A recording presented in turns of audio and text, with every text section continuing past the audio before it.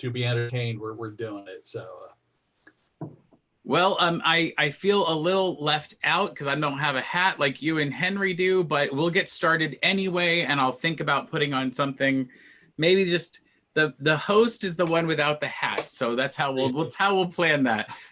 Welcome to the Not Too Serious Architecture Hour. It's our live podcast here on the Right Attitude Facebook page, as well as eventually on the Not Too Serious Architecture Hour YouTube channel. So joining me today, as always, is my co-host. On my screen, he's below me, but I always think of him as much higher elevated because he's such a... I'm just buttering you up, Stan. How's it going in Southern California? And you're doing a fine job of it, too.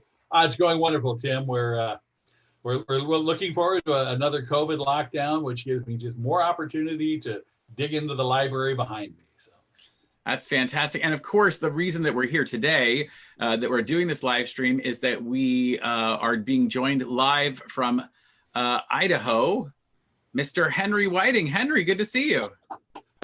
Good to see you too, and it's great to be here with the two of you. So thank you for having me. And well, and yeah, and there are at least, I don't know, I think we're at 10 or 12 other people so far, but of course people will be watching this later and joining us as they come in. So it's really exciting to be able to give them this sort of exclusive look into your world and your life, Henry, and your connections to not only the Frank Lloyd Wright world, but organic architecture in a wider sense. But before we get started, we always start with our 5 not too serious questions. So I need to start those with you, Henry. Tell me when you're ready. I'm as ready as I'll ever be. Well, that's all you can do because these are strange questions. Some of them are real obvious. Some of them are. So we always start, so the inaugural one is, who's your favorite architect? And we kind of hope you're going to say one thing, but you can surprise us if you want.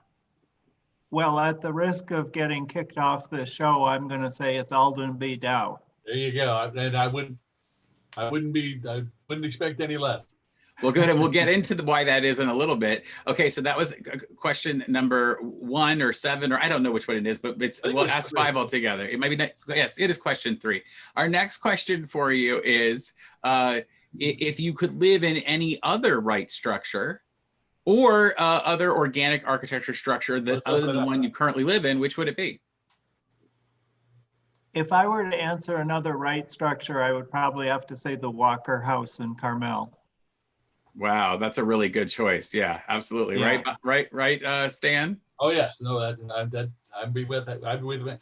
But Henry, how about if we open it up to a little wider purview and say just organic architecture in general, give you an opportunity to show off.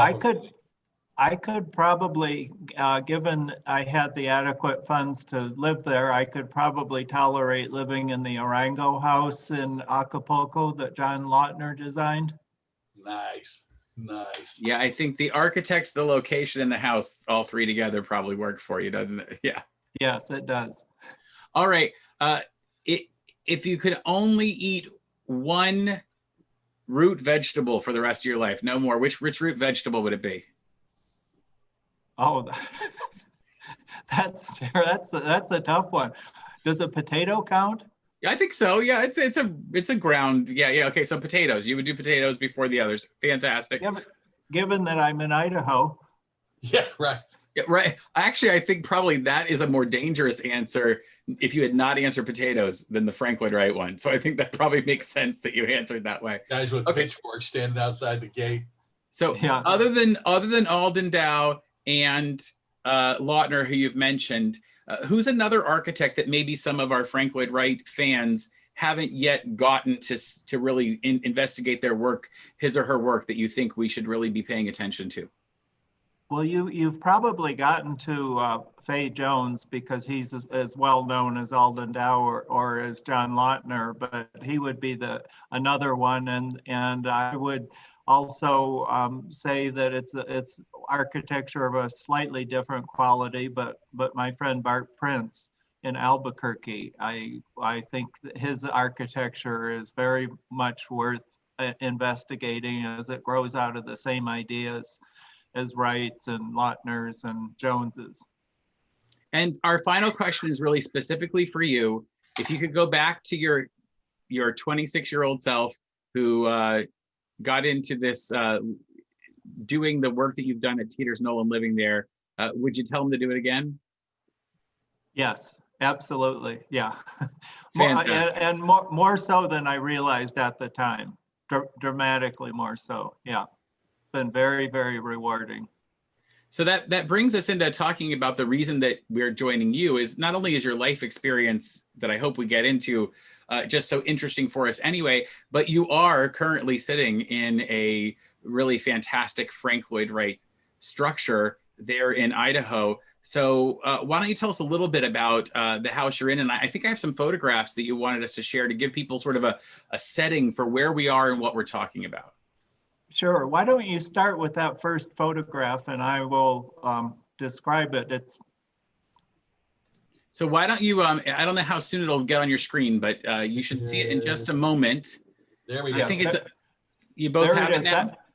That is a construction photograph of the Teater's Knoll taken in probably, say, about 1958. I don't know exactly when it is, but the construction is almost complete. And it gives you an idea of the site. You can see the Snake River down below the house. The house sits on a cliff and it drops almost straight off into the river.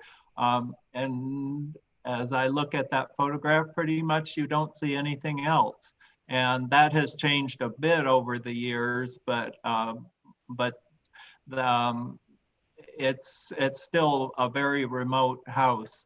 On the left-hand side of the studio, you see a slight opening, and that is where the carport was, and that's where the cars would park. And basically, the roof rises from 4 feet 5 inches all the way to at the other end of the house. It's actually about 40 feet off the ground because the ground also drops off at that end. And then you can also see the clear story roof in the very center of the house, and the bathroom and the kitchen, and originally a work space sit right underneath that. And then the large masonry mass above it is the chimney for the main studio room. The main studio room, which comprises about at least 2/3 of the studio, is on the right at the high end. Great, yes. Okay. And I guess for sake, that road that you're looking at right there at the time was the main east-west road in southern Idaho. It was part of Highway 30, the Lincoln Highway, wow, which went from, I forgot, did the Lincoln Highway start in Chicago and then came west? And at some point it split and half of it went to San Francisco and half of it went to Portland. And we were on the Portland part of the road. Since then, the road is exactly the same now as it was then, but there is a major bypass, plus there's also a freeway. So the only traffic we really get on our road is local agricultural traffic. What I love about this shot is you get a great, because there's nothing else there, you get a great sense of the orientation of the house and the structure and the swooping effect you get of the roof. Yeah, it's a flat plane roof, but it is slightly inclined. It's actually inclined 4 inches in every 5 feet. And I think that Wright just chose that sort of intuitively, looking at the elevation drawing of the river side, the opposite side from what you're looking at, the side that looks down towards the river. He adjusted that intuitively. It's not like a 4 and 12 roof or a 2 and 12 or whatever. It's what looked right to his eye. It looks pretty good to my eye too. It does. It does to mine for sure. This is the first view of the studio that I saw, and I originally would have seen this in 1977 when I first moved to Idaho to take a summer job working for an architect in Sun Valley. And the studio was originally surrounded by this chain link fence with 3 strands of barbed wire around it. And the very first thing I did was to remove the 3 strands of barbed wire. Made it look kind of like a prison or something. But what you're also looking at is one of the main failings of Wright's design is the prowl roof that pushes out towards the right there is a 35-foot cantilever from the studio. And Wright didn't really provide adequate way to support that roof. And on the original working drawings, the elevation, the opposite elevation, which shows that diagonal knee brace, they had erased it so many times trying out different ideas that they wore a hole in the paper. And one of the main things I did with my restoration was Tom Casey, one of the 2 original apprentices, designed a way to clad that knee brace, to leave it in place, but to make it more aesthetically appealing. And we'll see a picture of that in a minute.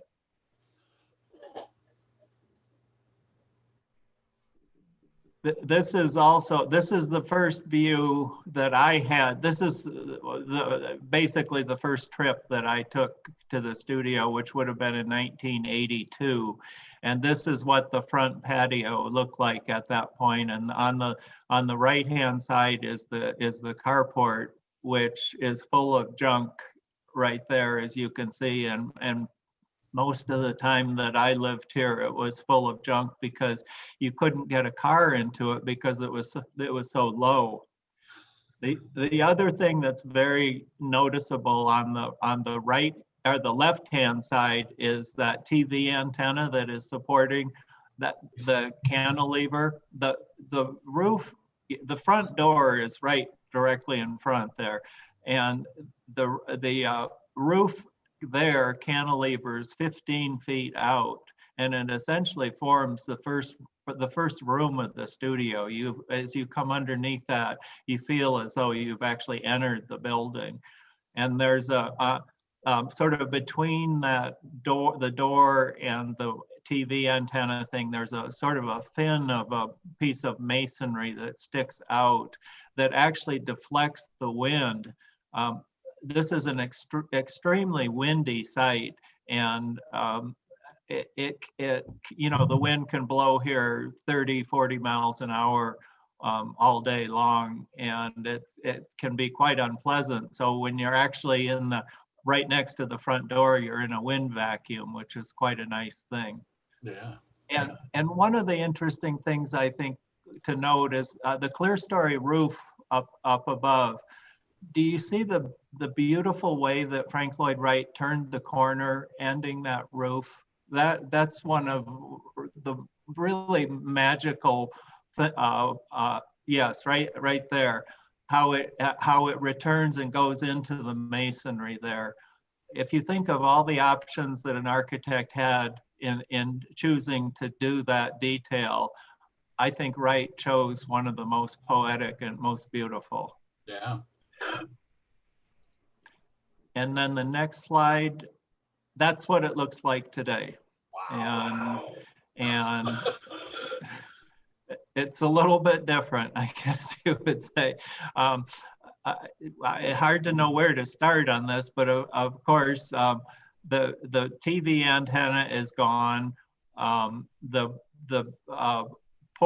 flagstone patio is gone and partly replaced with a lawn because it's proved to be so hot. It can be 110 or 112 degrees here, and really? To have it be a flagstone patio is just really, really hot.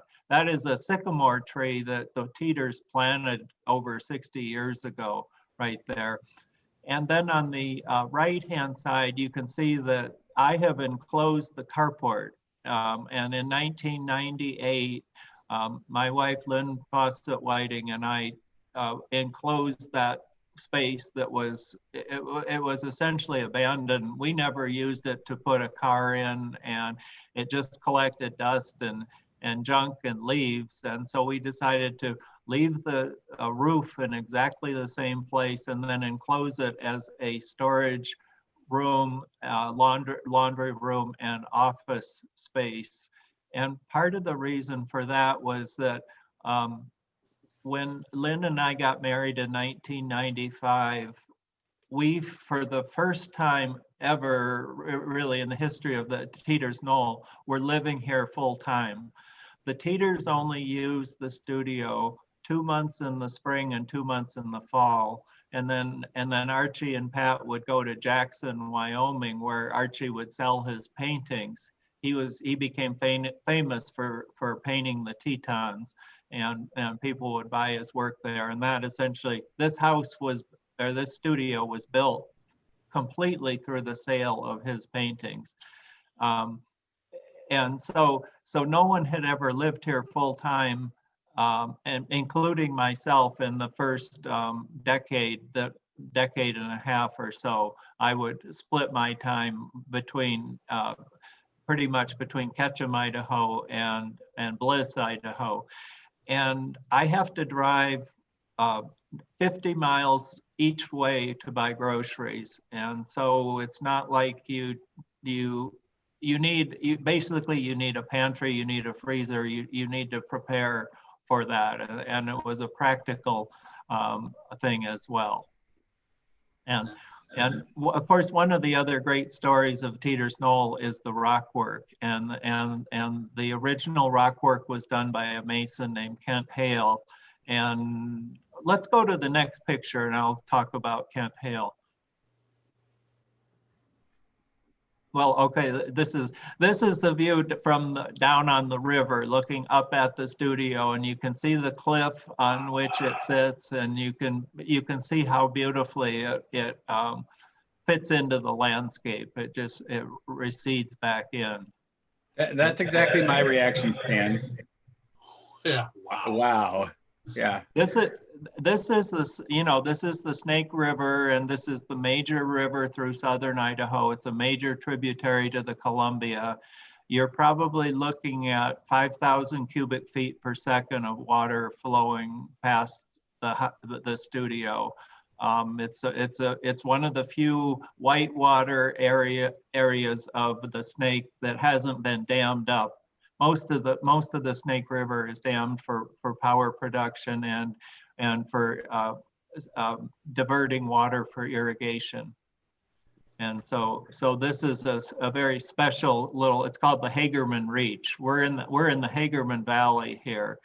And that whole cliff side, the reason it's so green is because it has water coming out of, there are little trickles of water that come out of the side of the rock, actually from even underneath the house.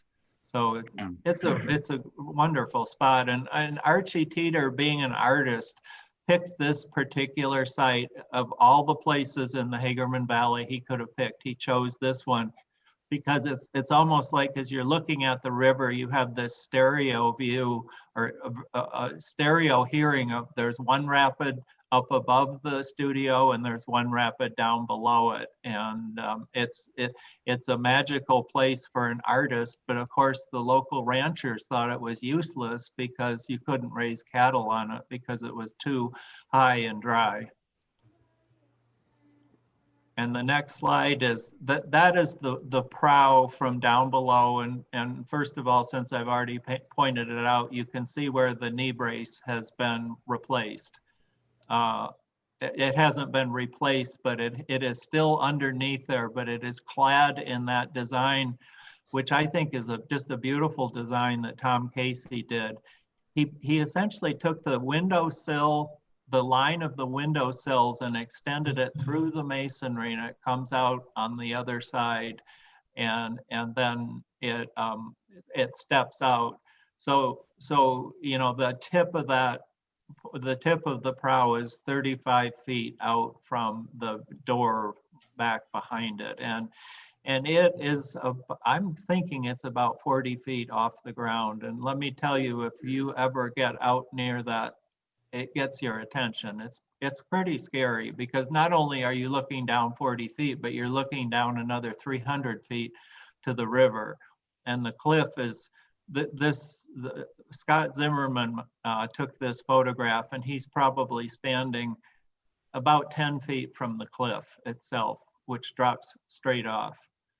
And so the masonry down below is the work of a mason named Kent Hale, who was from Oakley, Idaho. And this stone is called Oakley Stone, and it is quartzite rock. It is not, it's a very different thing to deal with than say the limestone at Taliesin or the sandstone at Falling Water, where you can tool the rock and chip it away and get it just exactly sized and shaped the way you want. With Oakley Stone is a 7 on the Mohs scale of 10. I think a diamond is 10 and charcoal is 1 or something. And so quartzite is a 7, and so it's basically what you see is what you get. And this original rock that Kent used was not even quarried. It's what he called float rock, and it came from the surface, and it's covered. It even to this day, like what is it, 60 years later, it still has lichen on it, and it's slightly rounded. And quarried rock is much more sharp or whatever. But Kent became one of my friends in this process, and he had been fired by the Teaters because Mrs. Teater didn't believe that he was working hard enough on their job, and what was the real problem was that she hadn't paid him, and so he had to go take other work elsewhere, and she accused him of deserting the job, and she fired him, and then even said that they even had to teach the mason how to lay stone, which was just ridiculous because his rock work is some of the best in any Wright structure that I've seen. And in any case, Kent came back and worked for me in 1982 or 83 on the first restoration when we did work down towards the bunkhouse. And then he came and did that enclosure of the carport in 1998 when he was in his late 70s. And he really is the second most important artist in terms of Teater's Knoll and the construction of it. We're just very, very lucky to, his work is the heart and soul of the studio. Okay, you can go to the next.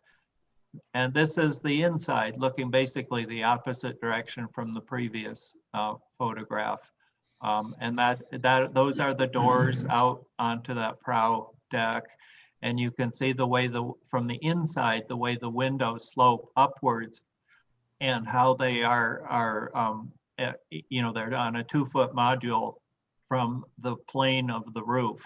And the pillar right straight in the center of the picture was not done by Kent Hale, and the pillar on the right hand side of the picture, which in that particular case is kind of obscured by a vine that we had planted there, that is the way that Wright had intended it to look.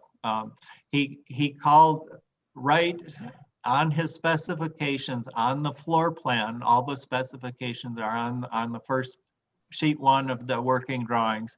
He called for the mason to look at the 1938 issue of Architectural Forum magazine for the Kaufman House and to use that as a pattern for the masonry. And of course, that would mean Falling Water. And so here is in southern Idaho in 15 years later in 1952, who in the world is going to know of that?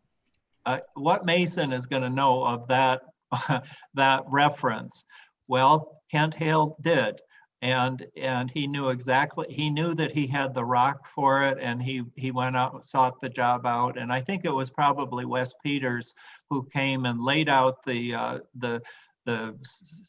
building on the site originally, and Kent would have interviewed with him, and Wes would have accepted that rock work. on the inside, you can see the origami chairs, which were drawings were for those origami chairs were in the studio when I got here, but they had never been built, and we built them. And we had to replace all of the 105 pieces of glass in the studio. That was part of the first restoration. On the right, very right edge of the drawing, the photograph are Lynn's sculptures that she did while she was here.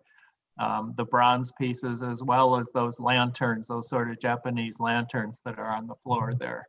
Lynn was a sculptor, and of course that's a whole nother story. With Lynn had grown up in the Fawcett House in Los Banos, California, and her parents were original Wright clients, Buck and Harriet Fawcett.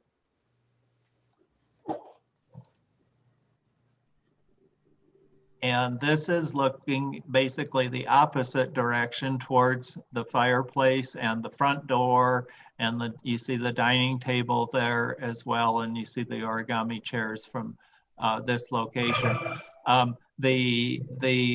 You see the large beam that is coming out of the breast of the fireplace. That is 12 inches wide by 18 inches high, and it's one piece of fir 46 feet long. Now, Mrs. Teater, when Kent built that masonry on the fireplace is all Kent's work, except for maybe the top 18 inches on the left-hand side of it is done by another mason. But as it was under construction, there was a support of this this pink metal round, 6-inch diameter round metal post at the apex of the fireplace, and that was there when I got here. And Mrs. Teater did not believe that the mason, that Kent had built the fireplace properly, and if they took that post out, that the whole thing was going to collapse. You can see why you might think that. Well, we looked a little bit more closely at it and saw that beam actually goes and rests on the back of the fireplace. It's the only thing that cantilevered out the breast of the fireplace is holding is basically its own weight. And so what we did was I put a 4x4 post up right in front of the apex of the fireplace and left about 1/4 of an inch short, and then we cut the pink post out with a welding torch, and it's been there ever since. It's been just fine. And I didn't include a picture of how ugly it looked with that there, but you can imagine.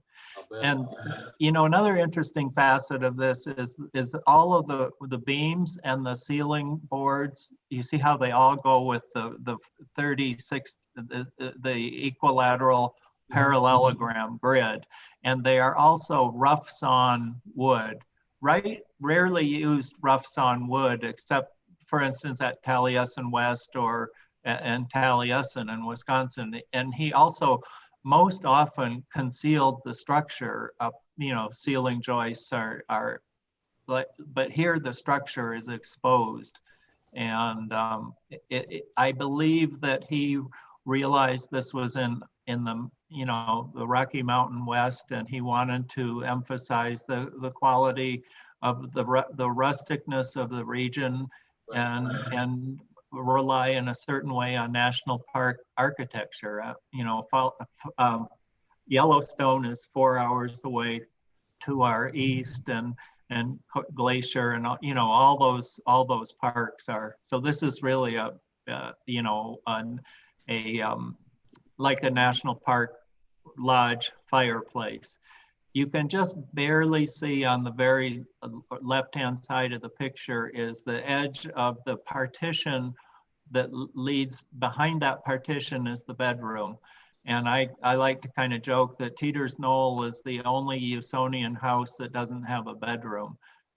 It's just a partitioned off space like a would happen in a Soho loft in New York City or something like that. It's very rustic in that way. Okay, next slide. I have to do something to get to that one. So give me a second. I will do that in just a moment. It's an exterior photo, right? Yes. Perfect. I'm just bringing it up now. Give me one moment here. Okay, perfect. All right, share the screen.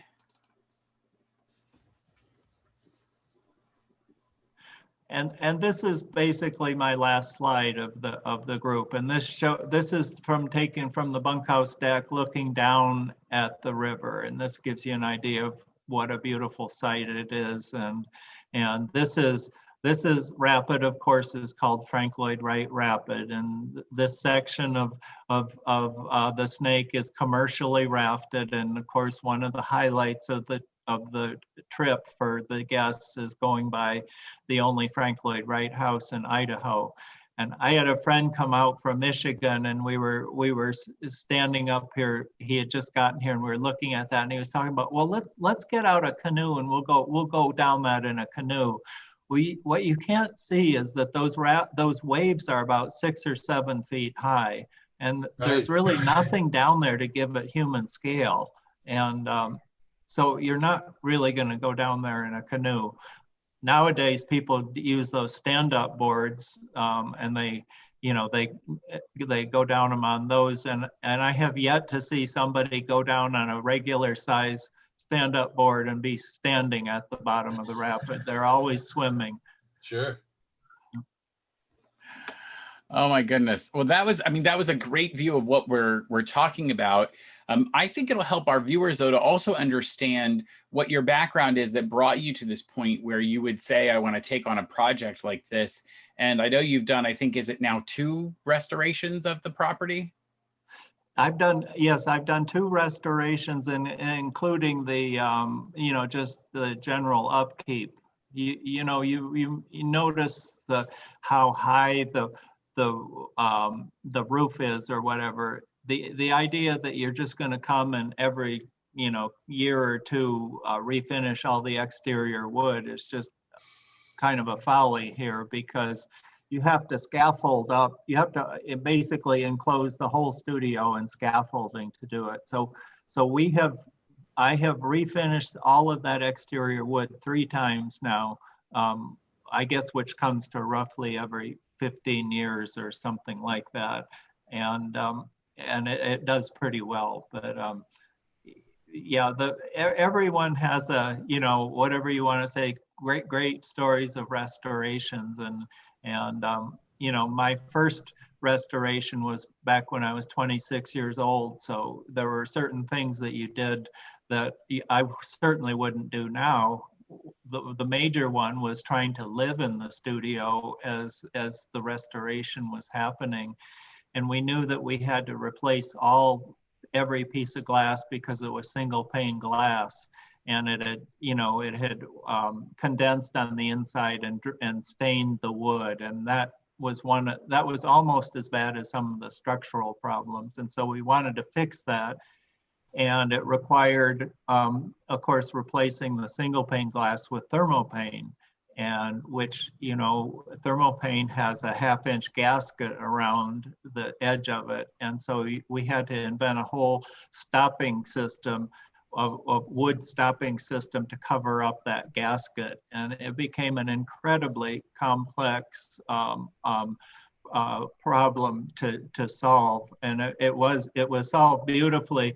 But I was trying to live in the studio at the time, and we started, I think, in July of 1982, and we're still at it as November rolls around. And I have essentially a tent set up in the bedroom, a Biz Queen tent, and then we have Biz Queen around all of the walls, out the exterior walls. And it's getting colder and colder, and of course you can't turn the heat on because there's nothing to keep the heat enclosed. So what I would do would be to go into the bathroom which hadn't been remodeled yet at that point. It was the only enclosed space because it had a wall heater on the side, and I would basically lay in the bathtub with no water in it and read until it got dark enough, and then I would come out and get in my sleeping bag and sleep. So that hardest time really was from 5 o'clock at night till it got dark and you could go to sleep. And what do you do with yourself in that time? And of course, then the wind would come up in the middle of the night and that Viz Queen would start flapping and I couldn't sleep. And finally, my contractor, Jack McNamara, said, "Henry, you never live in a construction site." And he was right. And I finally gave in at that point. And when I would come down here, I would rent a hotel at the local motel. So, it strikes me that's a huge project to take on when you're 26, but I think everyone has things in their life that get them to that point. And I think your early life kind of helped you prepare you to say, I want to live in a work of art and work with it. So did you grow up in a normal house, a standard, simple, typical house like I did, or was it something a little bit more artistic? Well, I like to say that I was born in a hospital that my uncle Alden designed. I grew up in a house that he designed. I went to school in a school that he designed. We went to church in a church he designed. And in Midland, which was a town of about 25,000 people when I was growing up, there were 100 and some Alden Dow buildings of all different sorts, including 60 houses. And I would say that most, but definitely not all of my friends grew up in an Alden Dow house or by an architect who had worked for him at some point. There are over 400 mid-century modern buildings that have been documented in Midland, have been recently documented. And so Alden was my mother's uncle. My mother's father was his older brother, and Willard had been killed in a plane crash before I was born, so I never knew him. But my mother encouraged my friendship with Alden, and from the time, well, I first remember being there when I could barely look over the table of his floating conference room, the wonderful conference room that sits on the pond. And that was the first time I remember being in that room. But when I went to high school at Cranbrook down in near Detroit, and when I would come home for vacation from Cranbrook, or later when I went to the University of Wisconsin in Madison, Mom insisted that I should go see Alden, and we would spend a whole afternoon together talking. And in the early days, I can't even remember what we would have talked about. But after I had been at Wisconsin and I had a course on Frank Lloyd Wright, our conversations took on considerably more substance, and we spent all of the time talking about Frank Lloyd Wright. And of course, Alden loved to talk about Wright as any of the apprentices do. And he had been one of the original Taliesin, what Bruce Pfeiffer called he was a charter member of the Taliesin Fellowship in 1933. Actually, he and his wife Veda, they were the only married couple at that point. And he stayed there for 6 months. He brought a project with him, and then he left after 6 months because, in truth, he had more work to do in Midland than Frank Lloyd Wright had in Spring Green. Sure. So basically, with that as a background, I felt very prepared to handle this work.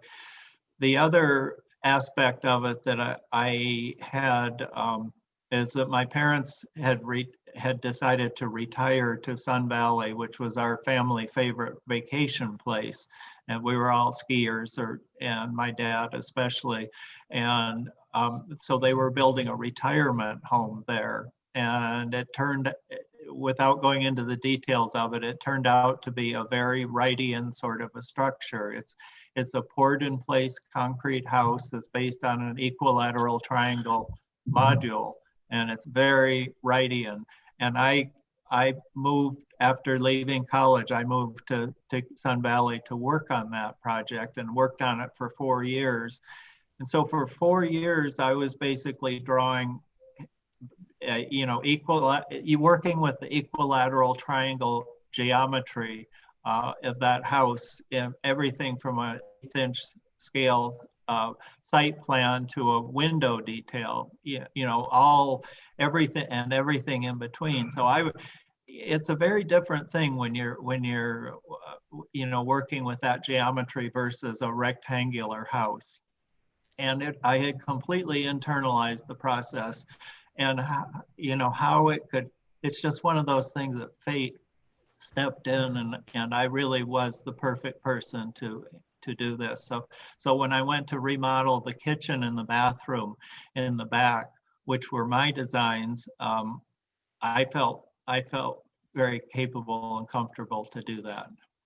So the module in the module in the studio, and it's a studio because just to make sure everyone got this, it doesn't have a bunch of separate rooms. Like, as you were saying, the bedroom is really just partitioned a part of the main room, but the module is, I think you said, like an equilateral parallelogram. So is that sort of like two triangles kind of put together? Kind of a, yes, it's a terrible way to say it. Two equilateral triangles put together, and it's an unusual dimension for that, because most of Wright's parallelogram module houses have a 4-foot altitude, and Teater's Knoll, the edge of the parallelogram is 5 feet 0 inches. It's a slight difference, but it's a slightly larger module. And the whole structure is based on that module. The beams fall on top of grid lines, and the wall spacing is all based on that module. But the reason it works at Teater's Knoll is because there really are no interior walls. There, the Walker house, or even the Hannah house, or any, even the rectangular Usonian houses, basically you pour the slab first and inscribe the grid lines in the slab, and then you build the walls up from those grid lines.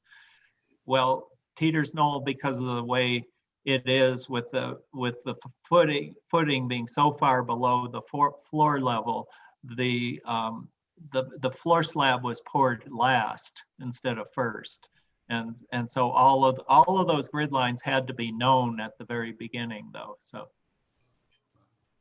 that's an interesting feature. This is also such a different house because of what you showed us earlier, with the way that the windows slope, that the lines of the windows are actually matching not the floor level, but they match the levels of the roof. And since the roof starts at that 4 foot, 4.5, I think you said, feet, and goes up to so much higher, that the window ledges are raising in such a way, but typical Wright houses of the period, they're meant for reclining, and so it's all quite horizontal, but that's not the case in this house. Does it change the way that you perceive the space?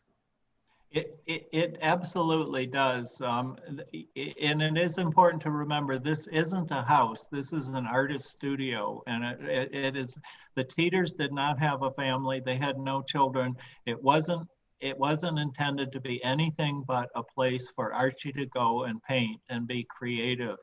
And when you look, you can probably even look behind me in a shot, and you can see all of the diagonal lines that are happening.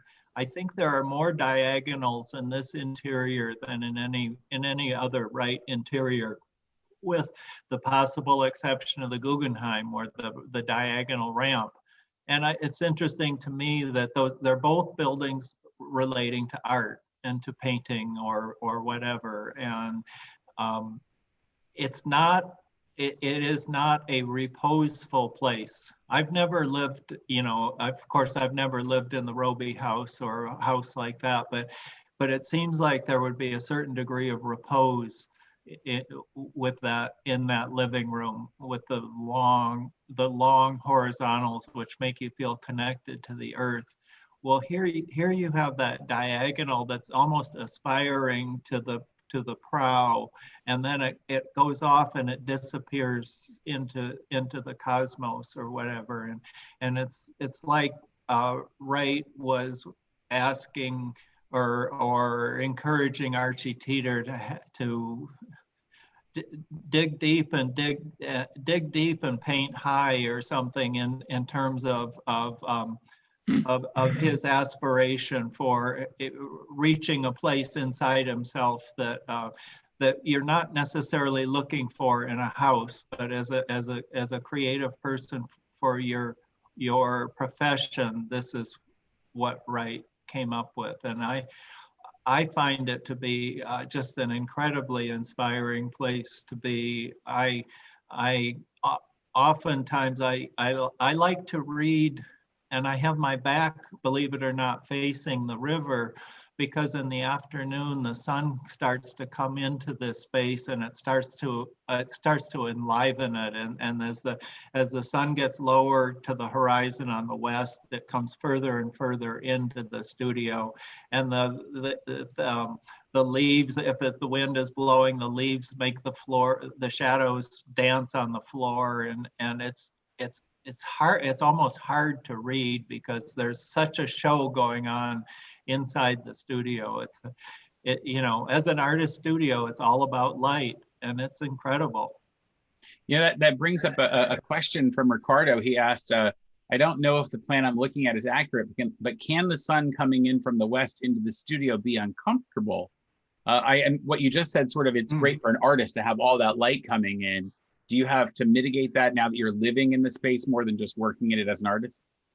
That's a really good question, and yes, at times it can be too bright, which is probably part of the reason I face away from it. But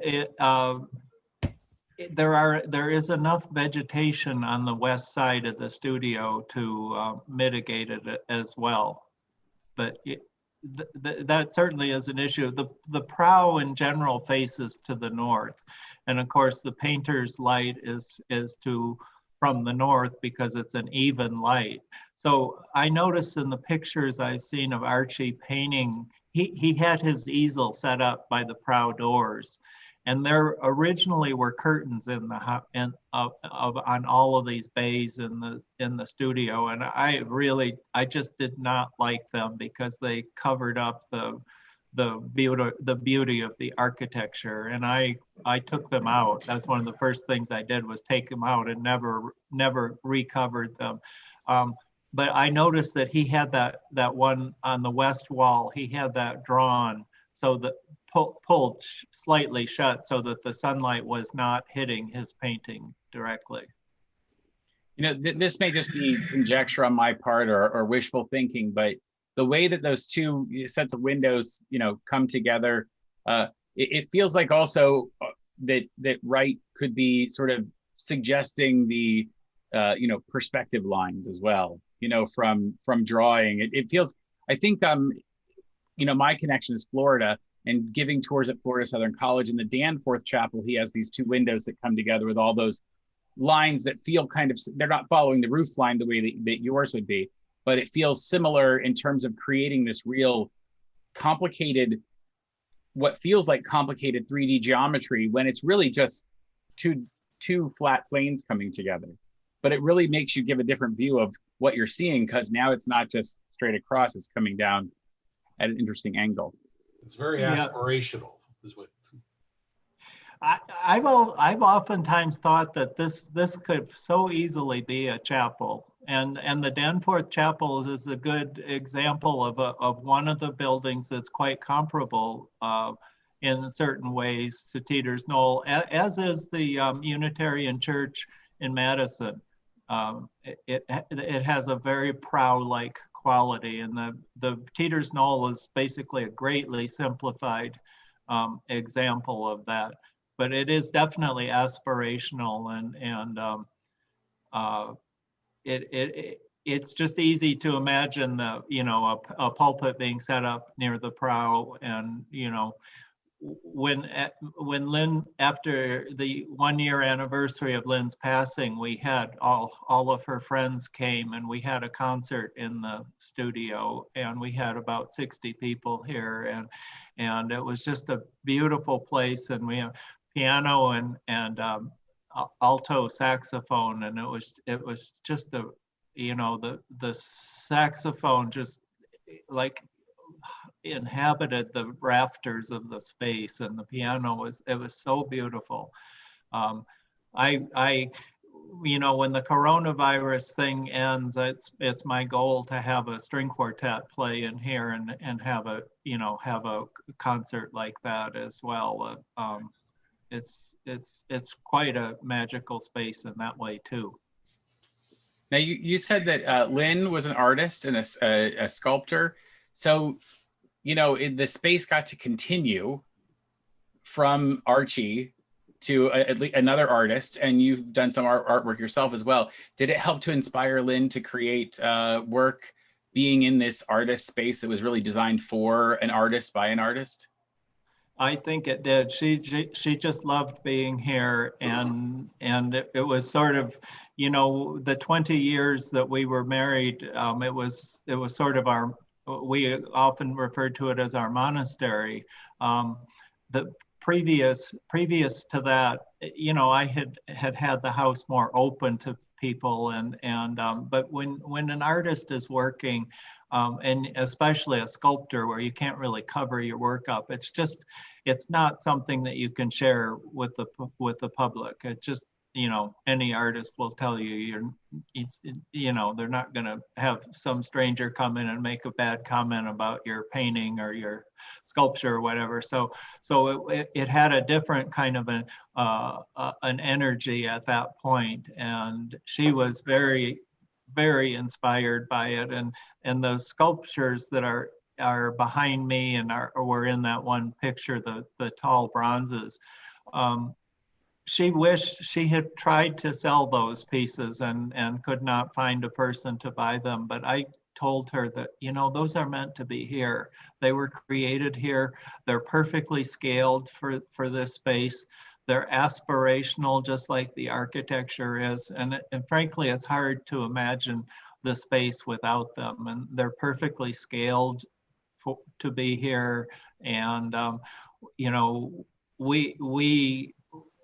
when we remodeled the studio the second time in 1998, we looked at everything really closely, and talked it over for months before we made any decisions. But one of the interesting things that happened is where the bedroom partition is, there was a wall that basically encloses it from the fireplace, and it was a 4-foot wall which matched a piece of plywood, and that was why it was 4 feet, and it was 7 feet high, and then of course open above that. And to us, that looked kind of insubstantial or whatever, and just didn't look right, and it was the only right angle in the studio room, and that was bothersome as well. So we started playing with ideas of how to make that better, and we decided to make it a little bit wider. And so we got another sheet of plywood, and we started playing with it and moving it around a little bit and widening it and narrowing it or whatever. And finally we got it to just where we wanted it. And I decided to go just to check what size we had chosen, and within 1/4 of an inch it was 5 feet 0 inches, which is exactly the unit. And it's just amazing how that worked out, and it looks perfect now, whereas before it wasn't. It was one of the dissonant elements.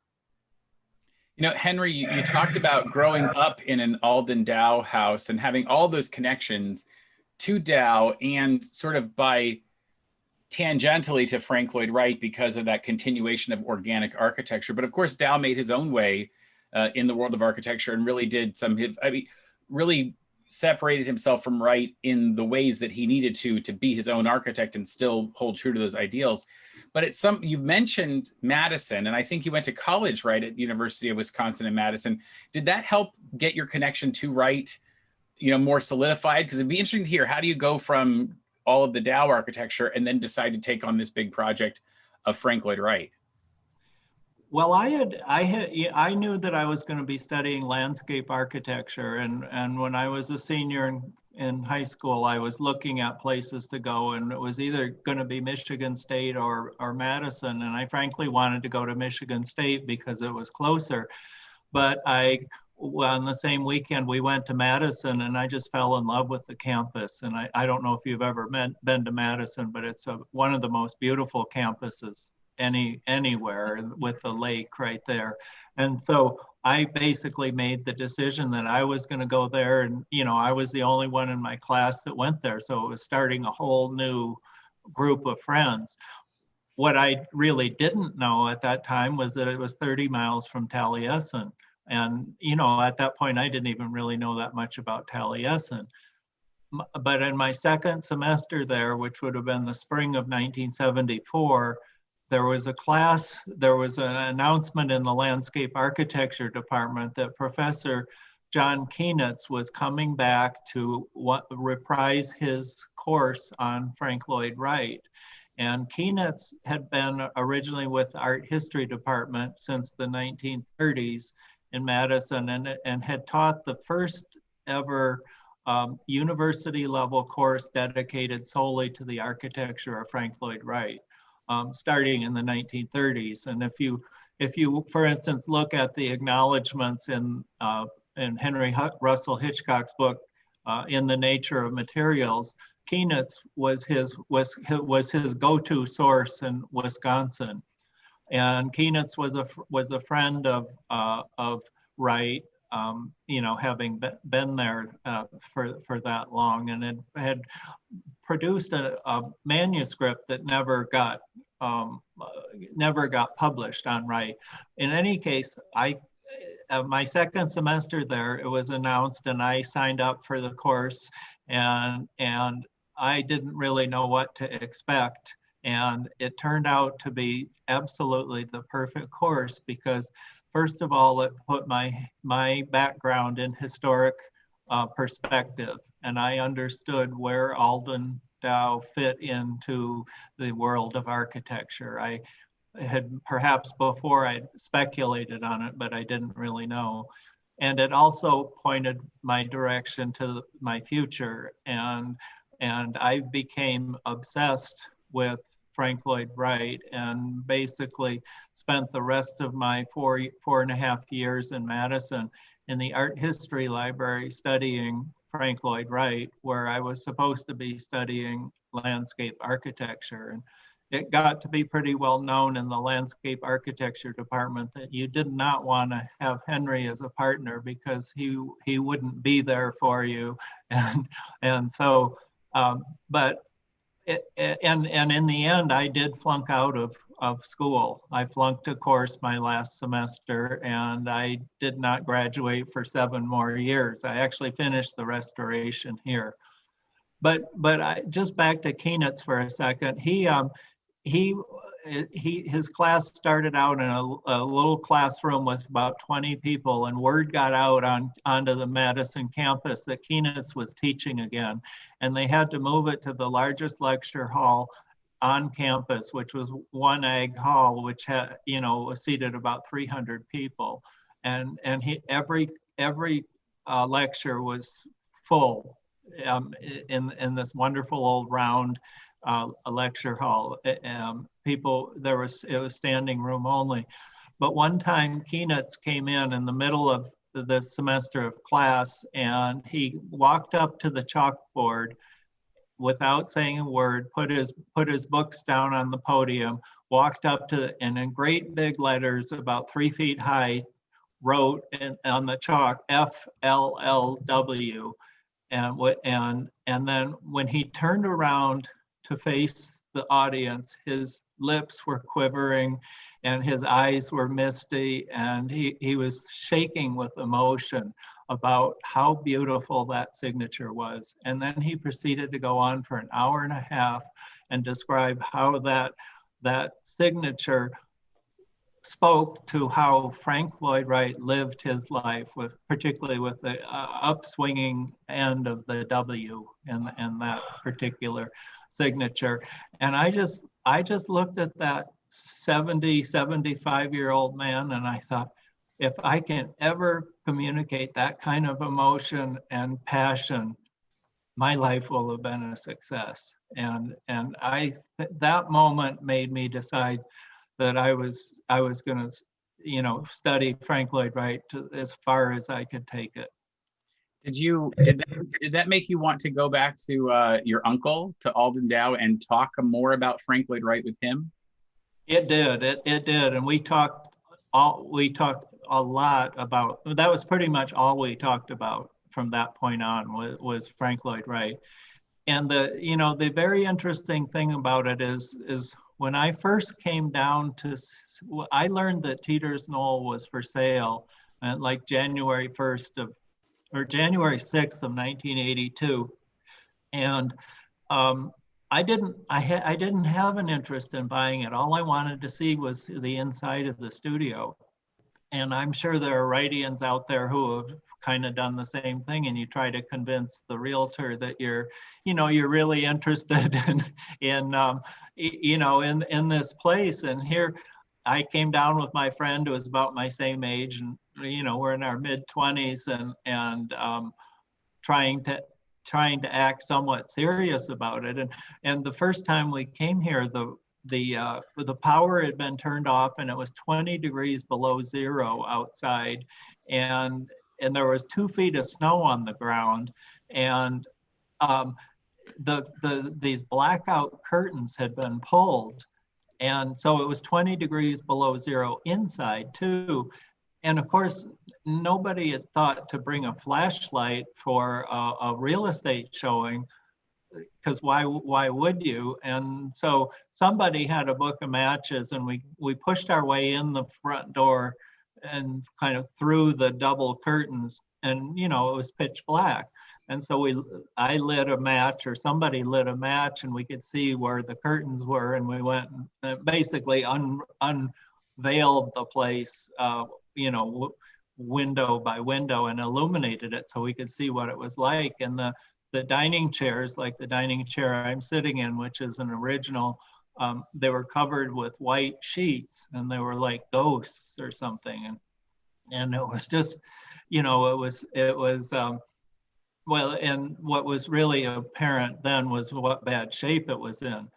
Well, another fateful thing that was happening was I was actually headed to Florida at that point. I was driving from Sun Valley to Boise to fly to Florida to meet with my uncle, because I was on the board of the Alden Dow Creativity Center, and we were having our winter board meeting.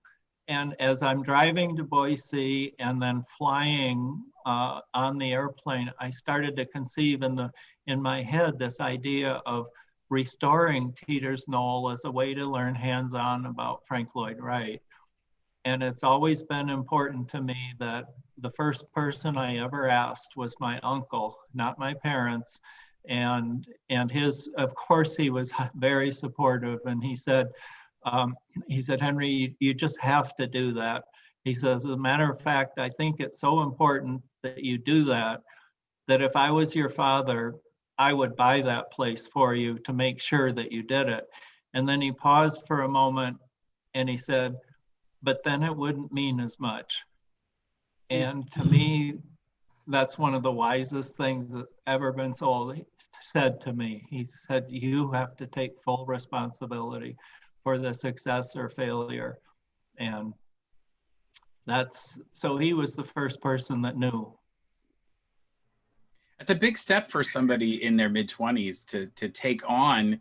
And, I can imagine in your mid-20s not realizing how much this decision was going to affect your life, and sort of, help guide you where you went. I mean, not only because you became very involved in the entire Frank Lloyd Wright world, but you've made some great friendships with other architects along the way. You told me something that when we talked privately that I thought was a great line. You said you asked your uncle, Architect Alden Dow, who the greatest living architect was. What did he tell you? I did. I asked him when I was still in high school who he thought the greatest living architect was, and he answered without hesitation, John Lautner. And I waited a number of years after I'd had the Frank Lloyd Wright course, and I'd perhaps learned a little bit more about what a great architect Lautner was. And I asked him, and he said the same thing. And so I essentially parlayed that into meeting Lautner. And then John and I became friends for the last, from 1986 until he died in 1994. And actually, as another aside, that for another conversation, my parents actually commissioned him to do a house, in the building that was on his drafting board when he died was their house in Sun Valley. And it was never built, but it was an amazing thing. And he was an amazing person to have been around. He was very, very opinionated and quite intimidating. You know, he's a 6'6" or so, and big, a very large head, white hair, and these piercing blue eyes, which could have been scary if you didn't realize what a huge heart he had. Excuse me.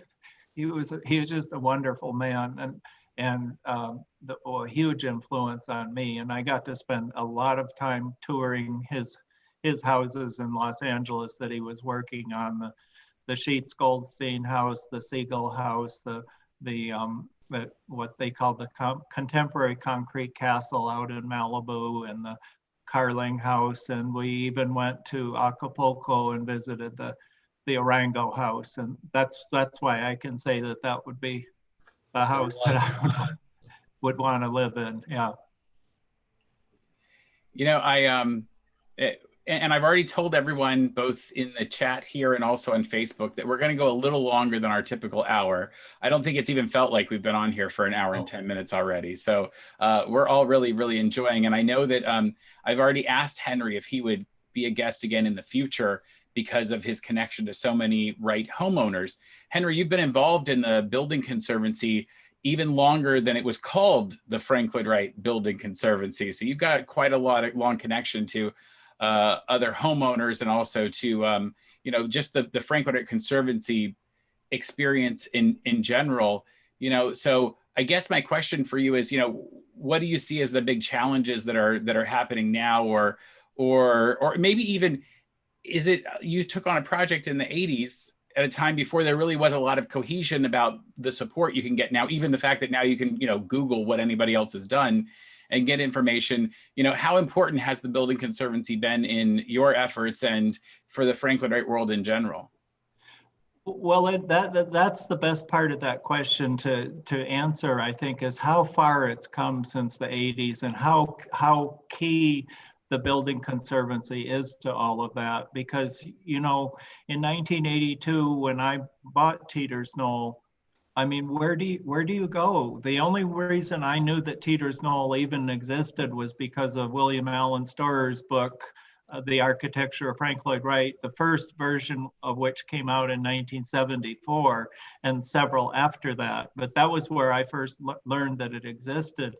And so after purchasing it, where do I go? And for me, it was kind of obvious of Taliesin and to meet with Tom Casey and Bruce Pfeiffer and Dick Carney, but in essence, there was no network, there was nothing. And in 1985, I think Jack Quinnen and a number of people, probably, Ginny Kazor from the Hollyhock House, got together, and they had what would be the first probable official meeting of what would become the Frank Lloyd Wright Building Conservancy, but it was only open to public building administrators. It wasn't open to private people. And in 1986, Ginny Kazor sponsored what would be really the first building conservancy conference at the Hollyhock House. And I always feel a certain connection with Stan on that, because that was such an important thing for me. And I don't even know how I found out about it, but I offered to Ginny to give a presentation about my restoration, which was complete at that time. So I spoke and showed slides of what I had done. And you know, some of it was kind of controversial, changing the bathroom and the kitchen the way I did. It's a lot more commonly done now with rooms like that in a Wright house. But back then, I would say the influence of academics, historians or whatever, that there were a lot of people who considered that a travesty of putting a mustache on the Mona Lisa or something like that, that you would never do something like that. So I had put together a presentation in essence, in my youthful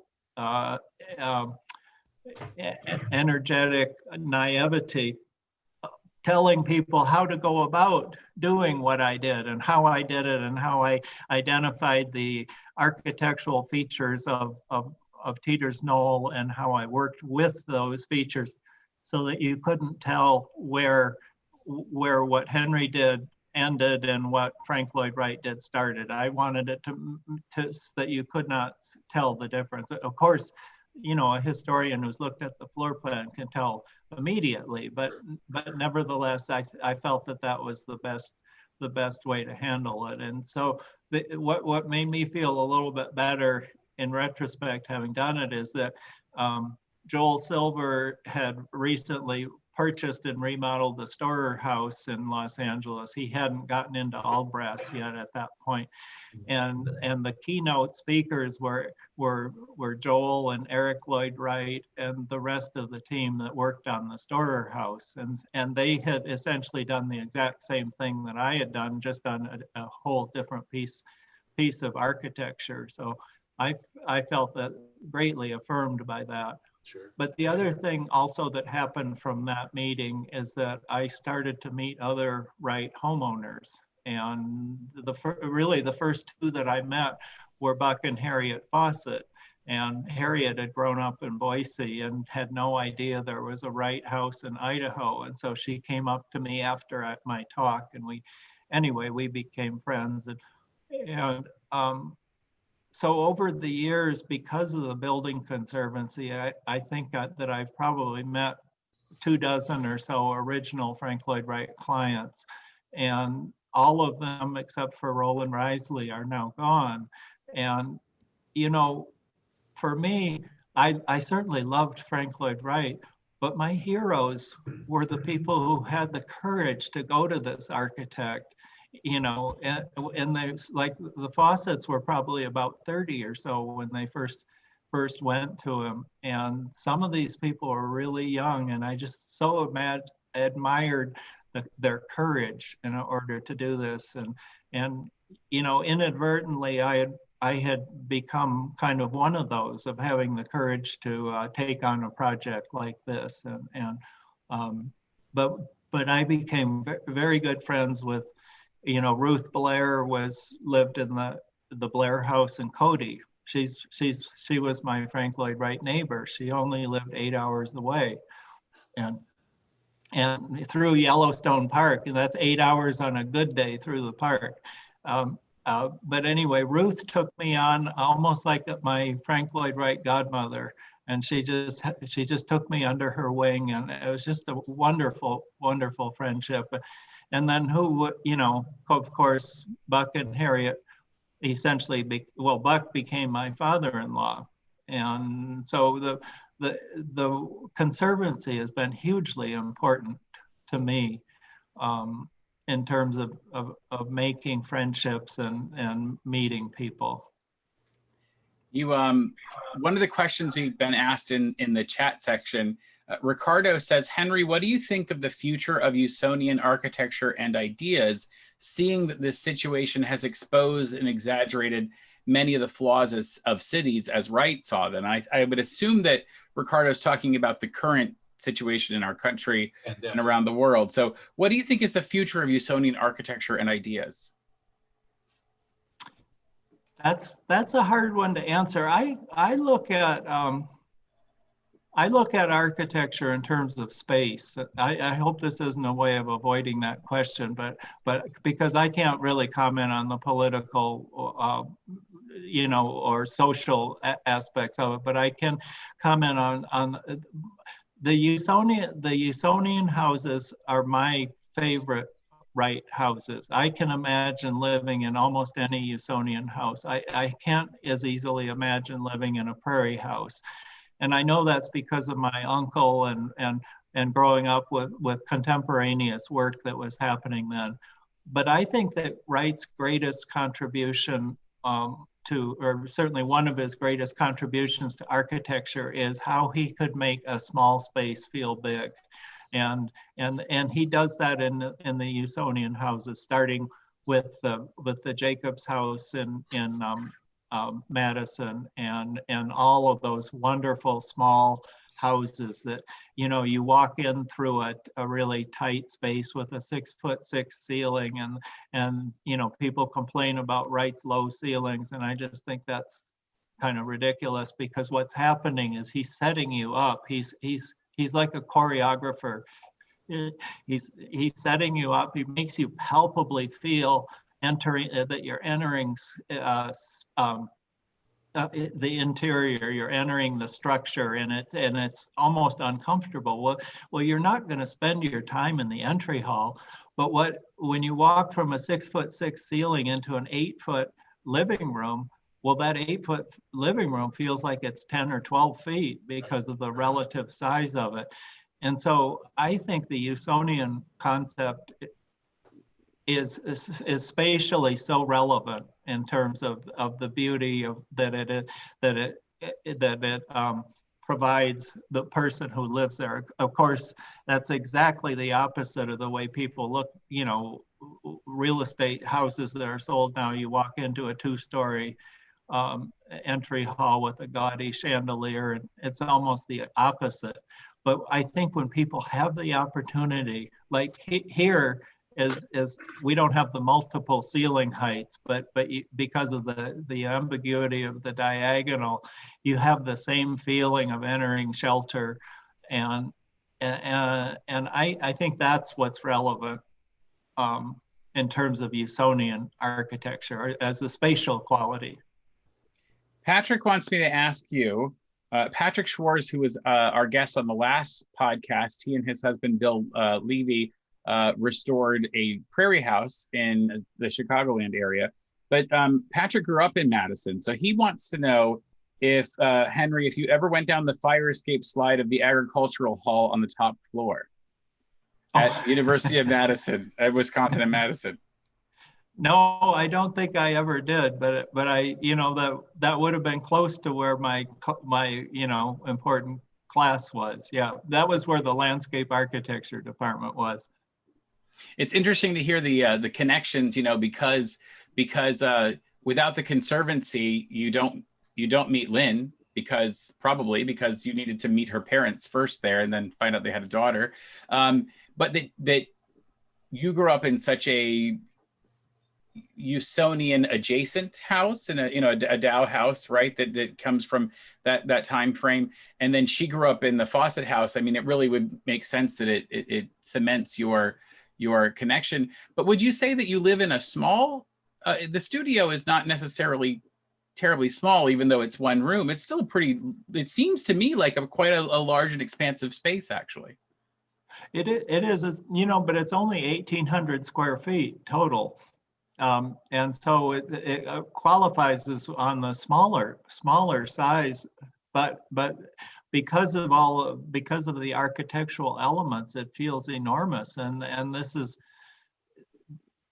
you know, we all love our own Frank Lloyd Wright houses, but this is one of the most dramatic spaces that Wright ever created. And you can take that with a grain of salt because I live here and I love it and I'm proud of it and etc. But this is a really dramatic space and it's very simple. This is one of the buildings he shook out of his sleeve. And it just has two very simple architectural ideas, the grid of the floor and basically the vertical grid of the diagonal roof. And you combine 2 + 2 and you get 5 or 6 or 8 or something. The synergy between those two ideas, they're so simple. It's like, why didn't somebody think of it beforehand? I mean, you know, the idea of the diagonal sloping roof would be, it's interesting on a rectangular house, but it's dramatic on a house of the triangle module.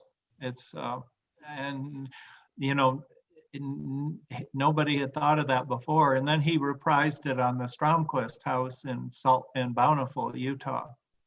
But this is it in its purest form. One of the things that I know that Stan and I both really love doing is giving people tours of Wright structures that are so unique. You know, people coming to either Florida Southern College, where I occasionally give tours, or to Hollyhock House, where Stan is on hold right now giving tours. Obviously, so am I. And I know, Henry, you are too, just because of the state of the world at the moment. But I think Stan and I both really enjoyed that moment of somebody who maybe got dragged along to a tour they weren't expecting to have to go to. They're just kind of making somebody else happy. And then you see them start to appreciate the architecture. Henry, I know you open your house up at least a couple times a year when you're able to, for people to come see. It has to be gratifying to have people come and see not only what you've done, because you're rightfully proud of the work you've done, but to see this piece of art that maybe most people aren't expecting to be in Bliss, Idaho. Well, you know, in Idaho, many people don't know who Frank Lloyd Wright is, or don't even know the name Frank Lloyd Wright. And actually, a lot of people who come on some of those tours, I have to explain to them that the person who designs buildings is called an architect. And so you get this level of, you know, you get some very sophisticated people who come who've been, you know, like some of the Right Attitude people who've been to hundreds of Frank Lloyd Wright buildings. But most of the people who come are far less knowledgeable. And I tell people when I meet them out in the driveway and give a little introductory talk, and I always say that the one thing that I wish I could do more than any is to walk through the front door of Teater's Knoll again for the first time. And I can't do that because I've been here and I've seen it evolve over the years.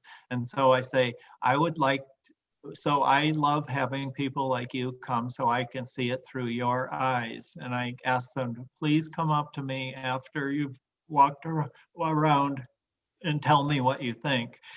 And what's interesting about Wright's architecture that I would say it wouldn't happen with other architects' work like Frank Gehry or some of the other, I don't know, deconstructionist architects, is that you don't need a manifesto to explain what you're looking at. It's palpable, it's fundamental, anybody can sense it.